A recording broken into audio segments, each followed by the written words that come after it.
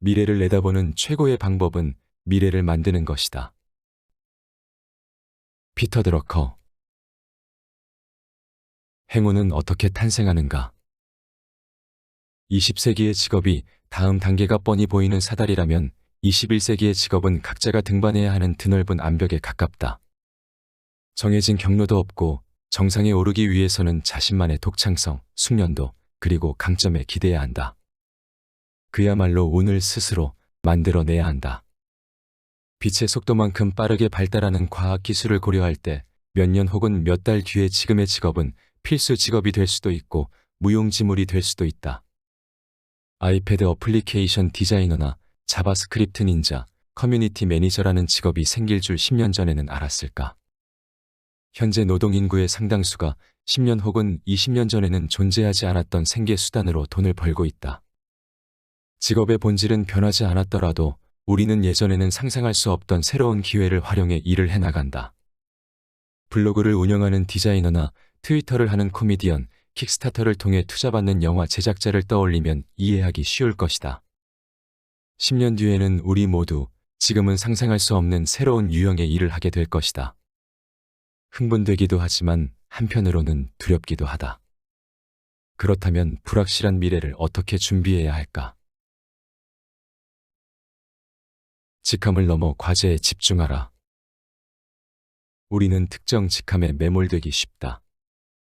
예를 들어 내가 선택한 직업이 광고 제작 감독, 최고 마케팅 책임자, 제품 담당 책임자가 될지에 관심을 가진다. 하지만 직함은 덫이다.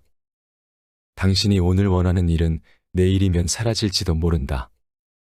그러므로 특정 직위를 쟁취하기 위해 세웠던 목표, 실천했던 자기 개발을 수정함으로써 선택지를 명확히 제한하라. 특정 역할보다 성취하고 싶은 것을 목표로 삼는 것이 좋다. 이렇게 자문해보자. 나는 어떤 문제를 해결하고 있는가? 내가 만들고 싶은 것, 바꾸고 싶은 것은 무엇인가? 나오는 답에 따라 이후 과제가 달라질 것이다.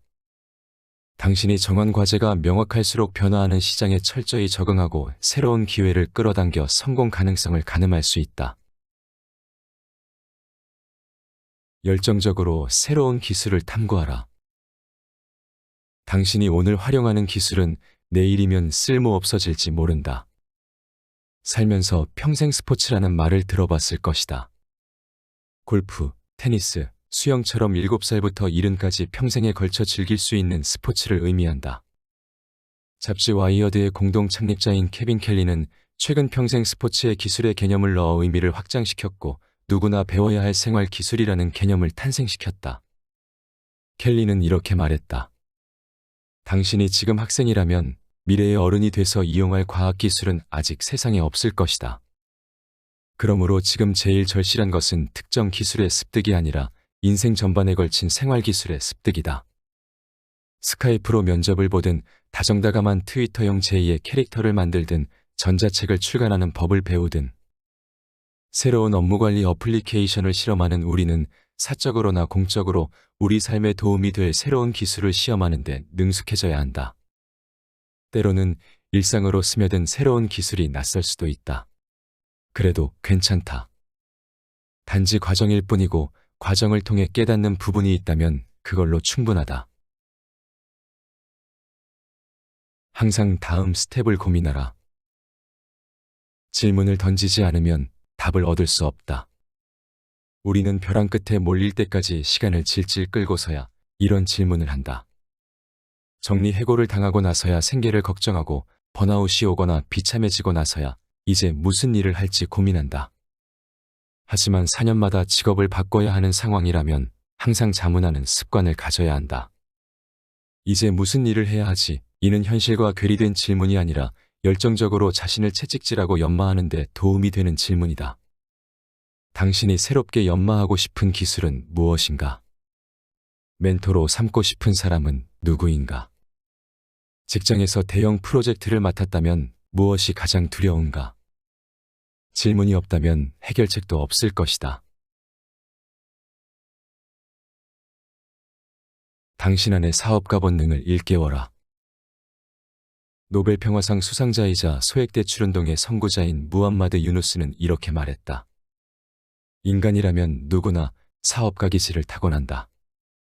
동굴에서 생활했을 때도 우리는 자영업자였다. 스스로 먹을거리를 구해와 먹고 살아야 했으니까. 그때부터 인류의 역사는 시작됐다. 문명이 발달하면서 그러한 본능이 억눌렸을 뿐이다. 우리는 노동자로 명명된 순간부터 노동자가 되었고 어느새 사업가 본능은 묻혀버렸다. 모든 인간이 사업가라는 말은 모두가 창업을 하라는 의미가 아니다. 뭔가를 만들어내고 찾아다니고 응용하려는 욕구가 인간의 DNA에 내재해 있다는 뜻이다. 유누스의 말처럼 이러한 자질은 사업가 정신의 핵심이다. 오늘날 급변하는 세상에 적응하려면 잠들어 있는 사업가 본능을 깨워야 한다. 사업가 본능을 깨울 최고의 방법이 있다. 자신을 신생벤처기업의 경영권을 쥔 사업가라고 생각하는 습관이다. 이때 당신이 시작한 사업은 당신의 커리어다. 기업 운영 초기에는 정보가 부족하고 시간에 쫓기며 자원도 한정된 환경에서 의사결정을 내려야 한다. 어떤 보장도 안전망도 없으며 필연적으로 위험을 안고 가야 한다. 경쟁자가 계속 바뀌고 시장은 쉴 새 없이 변화한다. 이렇듯 신생회사가 커나가는 시점에서 기업가가 직면하는 현실은 어느 일을 하든 경력을 쌓아갈 시점에서 우리가 직면하는 현실과 같다. 정보는 빈약하고 자금은 빠듯하고 경쟁은 치열한 것이다. 자기 커리어의 CEO가 되는 일은 만만치 않다. 마음가짐도 남달라야 하고 본인 고유의 기술도 가져야 한다. 평생 베타 버전을 유지하라. IT 기업들은 공식적으로 소프트웨어 프로그램을 출시할 때 업데이트 가능성을 강조하는 차원에서 어느 정도 기간 동안 베타 버전을 유지한다. 예를 들어 지메일은 2004년에 출시됐지만 2009년이 되어서야 수백만 명이 사용한 공식 베타 버전을 종료했다. 아마존의 설립자이자 최고 경영자인 제프 베조스는 1997년 이래로 주주들에게 보내는 연례 서한을 이렇게 끝마친다. 아마존닷컴에 있어 오늘은 여전히 1일입니다. 우리는 미래를 낙관하는 동시에 방심하지 말고 절박함을 가져야 합니다. 다시 말해 아마존은 한 번도 완성된 적이 없다. 오늘이 언제나 첫날인 것이다. 기업가들에게 완성은 욕이나 마찬가지다. 완성이라는 말은 우리에게도 욕이다. 우리의 일은 늘 진행 중이다. 매일 우리 앞에는 더 많이 배우고 해야 할 일들, 더 나은 존재가 되고 성장할 기회가 놓여 있다. 평생 베타 버전으로 살아가면 자신의 오류와 이후 치러질 시험을 받아들이기 쉽고 그러면 당신은 수정과 발전을 거듭해 나갈 수 있다. 이것은 죽을 때까지 성장을 멈추지 않겠다는 약속이다. 이는 나를 성장시키고 영향력 있는 존재로 만들며 주변을 개선하는 힘이 모두 나에게 있음을 긍정한다는 측면에서 더없이 낙관적인 태도이자 습관이라고 할 수 있다. 유연하게 계획하라. 기업가들은 적응의 귀재다. 스타벅스, 플리커, 페이팔, 픽사처럼 독창적인 아이디어에서 시작해 지금의 성공을 이룬 기업들을 떠올려 보라. 기업가들은 세심한 계획가이기도 하다. 그들은 융통성 있게 계획을 세운다. 같은 직업군에서 하는 일은 크게 다르지 않다. 따라서 동일 직업군에서 경쟁 우위를 점하려면 당장 시행 가능한 플랜 A도 있어야 하지만 플랜 B도 지녀야 한다. 플랜 B는 현재 일과 관련이 있으면서도 조금 다른 방향에서 중심축이 될 만한 계획을 의미한다. 마지막으로 플랜 G도 필요하다. 플랜 G는 부모에게 손을 벌리거나 퇴직금을 빼야 할 정도로 최악의 상황을 가정한 시나리오다. 플랜 A와 B와 G를 준비한다면 신중하게 미래를 계획할 뿐 아니라 급변하는 상황에도 대처할 수 있다. 당신도 변하고 경쟁 상대도 변한다. 그리고 세상도 바뀐다. 변하지 않는 것은 자신의 발전을 멈추지 않겠다는 다짐뿐이다. 스티브 잡스는 애플을 일컬어 지구상에서 가장 큰 벤처 기업이라고 말했다. 우리도 마찬가지다. 기민하고 적응력 있는 청년으로 살아야 한다. 죽을 때까지 하나의 신생 기업이어야 한다. 바로 당신이 벤처 기업이다.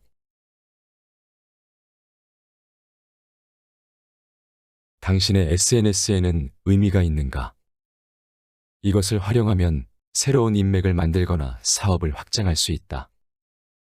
또 이것을 이용해 자신의 전문 지식을 드러내거나 배운 바를 공유하거나 존경하고 경외하는 사람으로부터 배울 수 있다. 이것으로 소식을 주고받고 재미를 얻으며 세상과 연결될 수 있고 140자 미만의 글에서 영감을 얻기도 한다. 심리학자들은 소셜미디어가 이처럼 소속감과 자존감을 포함한 우리의 가장 근본적인 욕구를 충족시켜주기 때문에 폭넓은 계층에 어필한다고 분석한다. 우리는 모두 보다 큰 집단에 속해 있다는 기분을 느끼기로 하며 자신이 하는 일이 존중받기를 원한다. 우리는 소셜미디어 덕분에 전과는 비교가 안 될 정도로 세상과 관계를 맺고 그 세상을 확장시켜 나가지만 동시에 수많은 새로운 난제를 떠안게 됐다. 하지만 어떤 도구든 사용할 때는 자신에게 손해가 아닌 이득이 되도록 주의를 기울여야 한다. 당신은 왜 로그인하는가? 목적의식이 있는 행위로 인정받으려면 의도가 명확해야 한다. 그러나 우리는 지금까지 그렇지 않은 상태로 SNS에 접속해왔다. 어쩌면 이를 질질 끌며 한눈 팔거리를 찾아왔는지도 모른다. 아니면 분노, 짜증, 좌절 등의 감정을 쏟아낼 배출구를 찾고 있었는지도 모른다. 연구에 따르면 새로운 메시지를 받을 때 우리 몸에서는 실제로 소량의 엔도르핀이 배출되는데 이는 격렬한 운동을 마친 후 뇌에서 분비되는 화학물질과 동일한 것이다. 자기 자신에 관해 이야기하는 것도 뇌의 보상 중추를 자극하는 활동이기 때문에 자신의 일상을 남에게 들려주지 않고는 점점 더 배길 수 없게 된다. 소셜미디어에 의존하는 이유가 무엇이든 이제 우리 대부분은 핸드백이나 호주머니에 강력한 미니 컴퓨터를 가지고 다니는 셈이니 어디서나 소셜미디어에 접속할 기회가 넘쳐난다. 항상 세상과 연결되어 언제라도 정보를 발견하고 소화하고 공유할 만반의 태세를 갖추고 있다. 뭔가가 유행하면 그에 대해 알고 싶어 하고 누군가가 뭔가를 공유하면 그게 대체 뭔지 들여다보려고 한다. 만약 이런 세태 속에서 잠시라도 뒤로 물러나 있게 된다면 다시 복귀하자마자 모든 걸 따라잡아야 한다는 압박감은 한층 심해질 것이다. 자신이 가지고 있는 기기에 한눈 팔고 있으면 바로 앞에 있는 사람에게 신경 쓸 겨를이 없다. 소외될지도 모른다는 두려움에 대응하느라 정작 인생의 디테일을 놓치고 있다는 점은 참으로 아이러니하다. 대부분의 사람이 SNS를 할 때 의식적이지 않다. 따라서 소셜미디어를 의식적으로 사용하려면 다시 말해 소셜미디어에 수동적으로 반응하지 않고 능동적으로 대처하기 위해서는 혼신의 노력이 필요하다. 의식이 깨어 있다면 자신이 미디어에 접속하는 이유를 인식할 수 있으며 의도한 일을 마친 후에는 의연하게 접속을 끊을 수 있다. 효율성과 스스로에 대한 자각에 해가 될 정도로 과도하게 의존하지 않으면서도 소셜미디어와 진정성 있고 의미 있는 관계를 맺을 수 있는 것이다. 소셜미디어와의 관계를 제대로 정립하기 위해서는 먼저 우리가 어떻게 그리고 왜 소셜미디어를 사용하게 되는지 이해해야 한다. 스스로에 대한 올바른 인식이 없는 상태라면 우리는 스크린과 정보에 휘둘리기 쉽다. 또한 다른 선택을 통해 실제 욕구를 더 잘 충족할 수 있는 상황에서도 당장의 만족감 때문에 소셜미디어에 몰두하게 된다. 우선 SNS를 언제 어떻게 사용할지 기준을 정해야 한다. 그러면 그 기준과 다른 목적으로 소셜미디어를 사용하고 싶어질 때 미리 정해둔 의도와 비교함으로써 자기 인식을 높일 수 있다. 미리 정해놓은 시간에만 접속하고 그 외 시간에 접속 충동이 생긴다면 스스로에게 다음과 같이 물어보라. 남과 공유할 필요가 있는 내용인가? 내 인생에 또 다른 사람들에게 가치를 더해줄까? 현재 하는 일에 집중할 수 있도록 이 경험을 나중에 공유해도 될까? 혹시 나의 존재를 증명하고 싶은 건 아닐까? 내 존재를 입증할 수 있는 다른 방법은 없는가? 단지 내가 지금 해야 할 일을 하고 싶지 않아서 회피하는 건 아닌가? 지루하기 때문인가? 목적의식과 적극성을 느낄 수 있는 다른 일은 없을까? 외롭기 때문인가? 오늘 나는 의미 있는 인간관계를 위한 기회를 만들었는가? 상실감이 두려운가?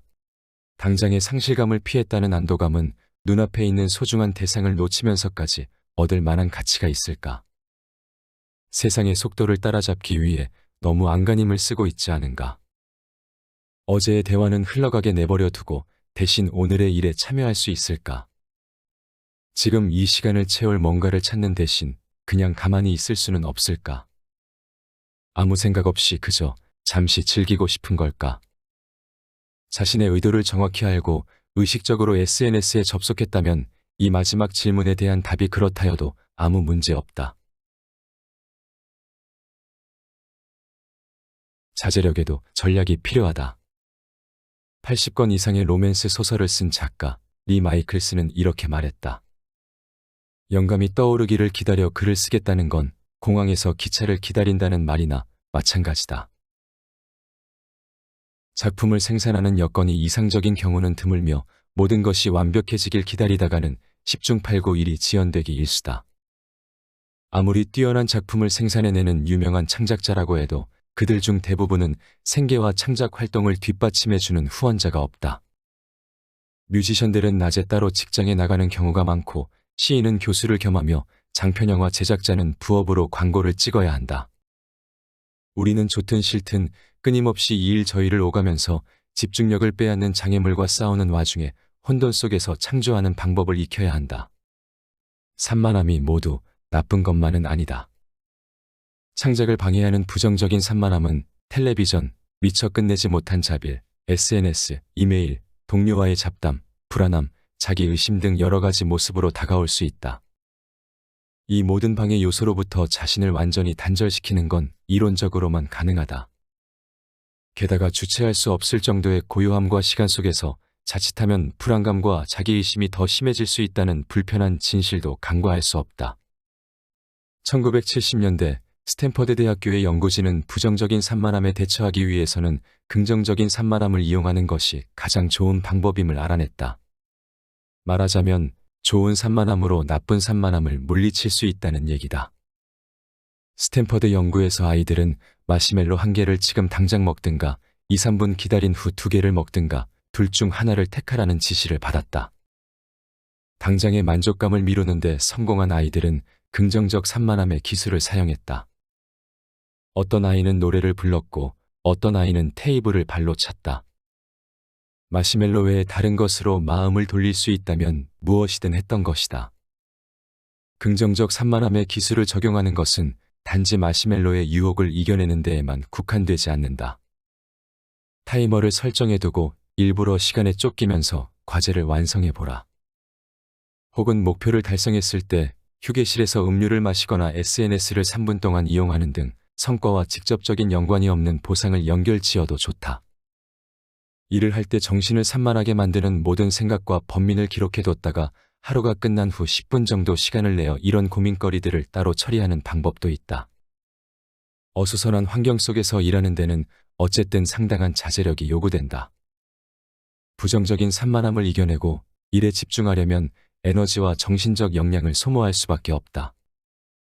심리학자 로이 바우마이스터는 의지력의 재발견을 지필하면서 어떤 사람들은 여러 시간 동안 집중력을 유지하는 반면 어떤 사람들은 그러지 못하는지 그 이유를 알아내고자 수백 가지 실험 결과를 분석했다.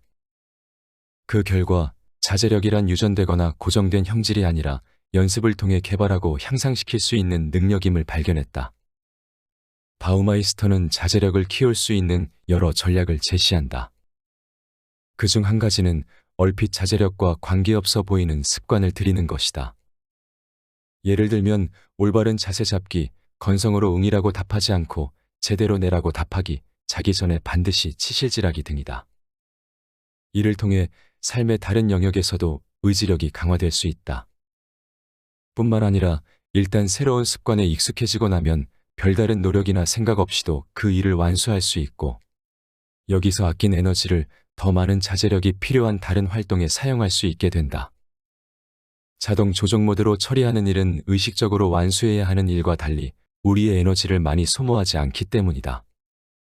중간중간 규칙이 변해서 계속 집중해야 하는 전략 게임을 즐기거나 줄거리를 따라잡기 위해 주의해야 하는 오디오북을 듣는 것과 같은 오락 활동 또한 자제력을 키우는 데 도움이 될 수 있다. 심지어 규칙적으로 충분한 수면을 취하는 것처럼 단순한 행동도 집중력과 자제력 향상에 효과가 있다. 그러나 우리가 아무리 자제력을 키운다 해도 자제력이란 애초에 한정된 자원이므로 다른 전략을 결합해야 할 필요가 있다. 캘리포니아 대학교 데이비스 캠퍼스의 두 연구자 킴벌리 엘스바흐와 앤드루 해거든 박사는 업무 중 의식해서 해야 하는 활동과 무의식적으로도 할 수 있는 활동을 번갈아가며 처리할 경우 창의성과 효율성이 향상될 수 있다는 사실을 발견했다. 육체적 활동에 비유하자면 장거리 마라톤을 뛰는 중간중간에 여러 번의 단거리 경주를 뛰는 것이 인간의 마음에 더 적합하다고 할 수 있는 것이다. 조직과학이라는 저널에 실린 이들의 보고서에 의하면 단순 제조 라인 업무, 복사하기, 단순 청소, 단순 유지 보수, 분류 및 조립, 단순 서비스 업무 등이 무의식적 업무로 정의된다. 이와는 반대로 문제 해결이나 발명 등과 연관된 핵심 과제나 창의력이 요구되는 과제는 의식적 업무에 속한다. 의식적 업무에서 무의식적 업무로 전환하면 우리 뇌는 이완된 상태에서 복잡한 문제를 처리할 수 있는 여유를 가지고 다음번 의식적 업무에 필요한 에너지를 충전할 수 있다. 사람마다 생산성과 효율성이 저하되기 시작하는 시간이 각기 다른데 이 시간의 길이는 하루 중에도 변할 수 있다. 자신의 에너지 수준이 올라가고 떨어지는 시간을 기록해두면 의식적 업무와 무의식적 업무를 전환하는 스케줄을 짤 때 유용하다. 타이머를 이용해서 에너지 수준의 변동 시간을 미리 파악해두면 탈진과 시간 낭비를 예방할 수 있는 것이다. 이제까지 언급한 관찰과 훈련 과정을 들으면서 당신은 창의적으로 뛰어난 성과를 거두기 위해 무슨 과학자나 운동선수라도 되라는 것인가라는 의문을 가질지도 모르겠다. 어떤 의미에서는 맞는 말이다. 어떤 일에서 탁월함의 경지에 오르기 위해서는 궁극적으로 관찰과 정련, 적응과 인내가 요구되기 때문이다. 저명한 소설가인 무라카미 하루키가 자신의 작품을 완성하기 위해 스스로에게 적용하는 자제력 이야기에 귀 기울여 보기 바란다.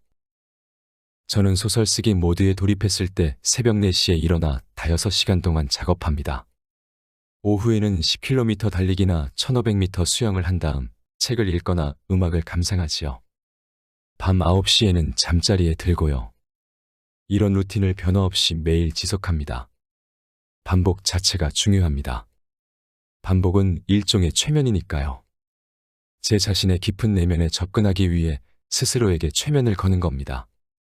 하지만 6개월에서 1년이라는 긴 시간 동안 이런 반복적 생활을 유지하려면 엄청난 정신력과 체력이 요구되지요. 이런 의미에서 장편 소설을 쓴다는 건 생존 훈련과도 같습니다. 예술적 감성만큼 체력이 절실한 일이지요. 창의적인 사람이 되기 위해서는 가장 혼란스러운 환경 속에서도 집중력을 단련하고 창의적 에너지를 모으는 법을 배워야만 한다. 마치 농구 선수가 상대 팀을 응원하는 관중의 함성 속에서도 자유투를 성공시키기 위해 자신의 몸과 마음을 단련하는 것처럼 말이다. 앞에서 소개한 내용은 루틴의 힘에서 가져왔다. 탁월한 사람에게 규칙적인 습관이란 야망의 또 다른 표현이다. 위스턴 휴 오든. 평상시 매일 하는 일은 작은 일로 보이지만 사실은 가장 중요한 일이다. 성공한 사람들 대부분이 일상의 루틴을 고수하는 이유도 바로 이 때문이다. 일본의 야구선수 스즈키 이치로는 오직 야구에 집중하기 위해 하루의 일상을 모두 루틴으로 만들었다. 매일 같은 시간에 일어나 오후 2시에 야구장에 도착하고 매일 똑같은 메뉴를 먹는다.